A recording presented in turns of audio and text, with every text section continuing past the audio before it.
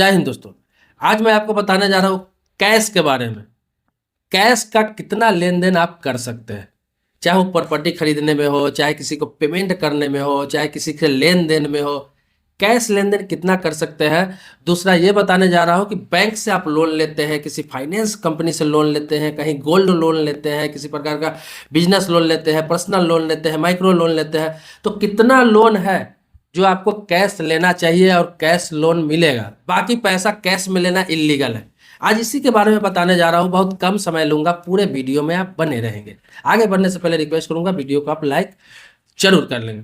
देखिए, आपकी जानकारी के लिए बता दूं कि किसी भी बैंक से या एनबीएफसी कंपनी से, चाहे माइक्रो फाइनेंस कंपनी से आप लोन लेते हैं, कर्ज लेते हैं, तो कैश में लेन देन मात्र और मात्र 20,000 रुपया का ही होना चाहिए।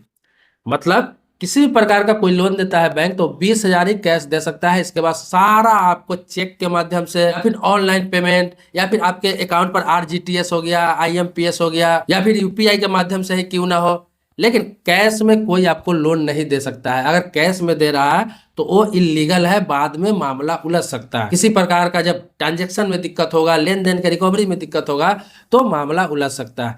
यहाँ तक कि आप किसी को ब्याज पे पैसा दे रहे हैं, इस चीज को समझिए। बहुत लोग नहीं जानते हैं कैश में ब्याज पे पैसा देते हैं।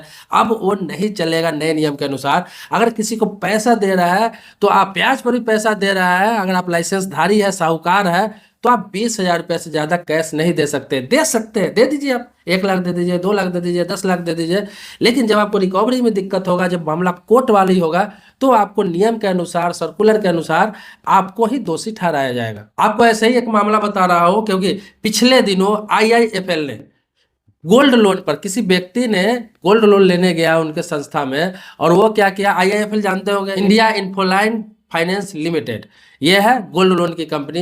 आईआईएफएल हर जगह है, आप जानते होंगे, गोल्ड लोन देती है। तो वहां से गोल्ड रख के जो लोन लिया तो 20,000 से अधिक उसको कैश में पैसा दिया गया, लगभग 40-45,000 रुपए के आसपास था।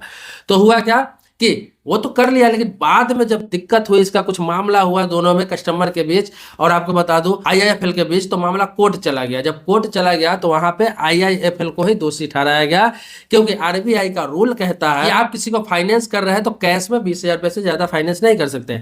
इसके अलावा आपको बता दूं कि आयकर अधिनियम 1961 की धारा 259 SS के अनुसार भी 20,000 रुपए से ज्यादा कैश देना लोन के रूप में, फाइनेंस के रूप में गैर कानूनी है। तो ये तो बात हो गई लोन के लिए। लोन अगर मिल रहा है आपको तो लोन तो आजकल जानते हैं, इसीलिए हर कंपनी चाहे बैंक आपके अकाउंट पर भेजता है, चाहे आप गोल्ड लोन लेने भी जाइए, 20,000 से अधिक है तो आपको अकाउंट पे ही पैसा भेजा जाता है, ताकि मामला बाद में न उलझे। अब आते हैं आम लोगों में कितना लेन देन कर सकते हैं। जैसे आप प्रॉपर्टी खरीद रहे हैं, कोई सामान खरीद रहे हैं, कहीं गाड़ी खरीद रहे हैं, कहीं गोल्ड खरीद रहे हैं, कोई किसी भी प्रकार का कोई चीज परचेज कर रहा है, या फिर आपस में पैसे का लेन देन कैश कर रहे हैं, तो कितना करना चाहिए, या फिर घर में कितना पैसा रखना चाहिए। तो आपको बता दूं ये लिमिट 2 लाख रुपया है। मतलब आप किसी को कैश 2 लाख रुपया तक दे सकते हैं लिखित रूप से, या फिर आप कहीं प्रॉपर्टी खरीद रहे हैं तो 2 लाख रुपया तक आप कैश दे सकते हैं। बाकी का पैसा आपको ऑनलाइन देना होगा। अगर प्रॉपर्टी 10 लाख का है, 15 लाख का है, 20 लाख का है, तो ये चीज समझ लीजिए। एक ट्रांजेक्शन में, जैसे कि कहीं 10 लाख का प्रॉपर्टी है तो 2 लाख आप कैश देना है, बाकी आप ऑनलाइन दे सकते हैं। फिर दूसरा प्रॉपर्टी ले रहे हैं तो उसमें 2 लाख कैश दे सकते हैं, उसमें बाकी का ऑनलाइन दे सकते हैं। मतलब एक चीज का खरीदारी में, जैसे कोई गाड़ी खरीद रहा है तो 2 लाख रुपया दे सकते हैं, बाकी का ऑनलाइन दे सकते हैं, लेकिन 2 लाख रुपया ही कैश देना है एक प्रोडक्ट पे। या फिर किसी प्रकार का कोई लेन देन लिखित में हो रहा है तो 2 लाख रुपया तक ही दे सकते हैं। ये चीज को समझ लीजिए। उससे ज्यादा का लेन देन कर सकते हैं, करते भी है लोग, लेकिन कोई मामला उलझता है, मामला कोर्ट में जाता है तो गैर कानूनी है। ये पैसा देने वाला का ही पैसा फंसेगा और उन्हें ही दोषी ठहराया जाएगा, और कोर्ट में मामला आपके पक्ष में नहीं जाएगा। वो उससे अधिक काला धन माना जाता है, क्योंकि आप ज्यादा कैश देकर अपना पैसा छुपाना चाह रहा है, अपने पैसा बचाना चाह रहा है, टैक्स का चोरी करना चाह रहा है। इसीलिए 2 लाख रुपया तक का ही लिमिट रखा गया है। अब आते हैं आगे कि घर में कितना कैश रख सकते हैं। तो घर में भी आप 2 लाख रुपया से ज्यादा कैश नहीं रख सकते। इसमें बहुत सारे लोगों का कंफ्यूजन है कि 2 लाख रुपया से ज्यादा कैसे नहीं रख सकते। 10 लाख भी रखते हैं लोग, 20 लाख भी रखते हैं, 50 लाख भी रखते हैं। रख सकते हैं, प्रति व्यक्ति 2 लाख रुपया से ज्यादा नहीं रख सकते। जैसे कि आपके घर में 5 लोगों की फैमिली है तो आप घर में कैश 10 लाख रुपया रख सकते हैं, 2 लाख रुपये पर व्यक्ति। ये तो आपका कैश रखने का लिमिट है, जो नियम कानून कहता है वो बता रहा हूं। अब इसके अलावा अगर आपके घर में कैश है, 20 लाख है, 30 लाख, 50 लाख, जो पैसा आ रहा है, कहीं जा रहा है, कोई काम के लिए रखा हुआ है, तो वो भी रख सकते हैं, लेकिन उसका सोर्स आपके पास होना चाहिए कि ये पैसा आया कहाँ से, पैसा जाने वाला कहाँ से, ये पता होना चाहिए कि जाने वाला कहाँ से है। अस्थाई नहीं रख सकते हैं, ये आपको पता होना चाहिए कि चाहे 10 दिन बाद, 15 दिन बाद, चाहे 20 दिन बाद, ये पैसा इस काम के लिए रखा हुआ है, तो फिर कोई दिक्कत नहीं है। आपका बिजनेस का पैसा हो सकता है, किसी प्रॉपर्टी को आपने सेल किया, आपके अकाउंट में पैसा आया, हो सकता है कैश निकाल के आपने रखा हुआ है किसी काम के लिए, आपने कोई गाड़ी बेचा है, या फिर आपके बिजनेस से अलग अलग से आपको 1 लाख, 1.5 लाख, 50,000, 2,000 ऐसे करके पेमेंट आया है, सारा मिला के आपके पास 20 लाख, 30 लाख रुपया रखा हुआ है।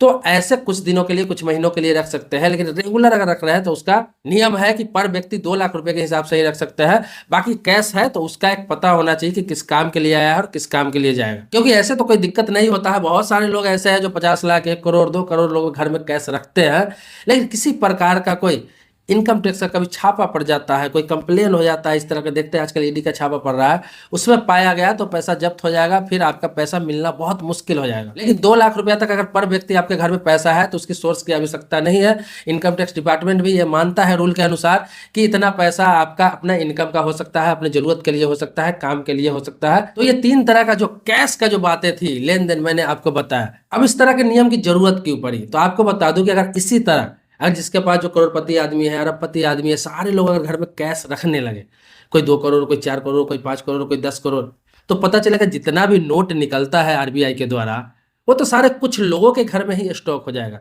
बाकी मार्केट में क्या चलन में रहेगा, बाकी लोगों के लिए क्या बचेगा, ऐसे लोग स्टॉक कर लेंगे घर में। इसके लिए ये रूल बनाया गया है। हालांकि बहुत सारे लोग फॉलो नहीं करते हैं, बहुत सारे लोग काला धन रखते हैं, बहुत सारे बिना सोर्स का पैसा रखते हैं। अब हर किसी के घर में तो ईडी या फिर आपको बता दूं इनकम टैक्स डिपार्टमेंट छापा मारने नहीं जाता। जहां उनको डाउट होता है, जहां लेन देन की गड़बड़ी उनके बिजनेस में दिखता है, उनके इनकम में दिखता है, उनके बैंक अकाउंट में दिखता है, या फिर किसी प्रकार का कंप्लेन आता है, तभी इस तरह की कार्रवाई होती है।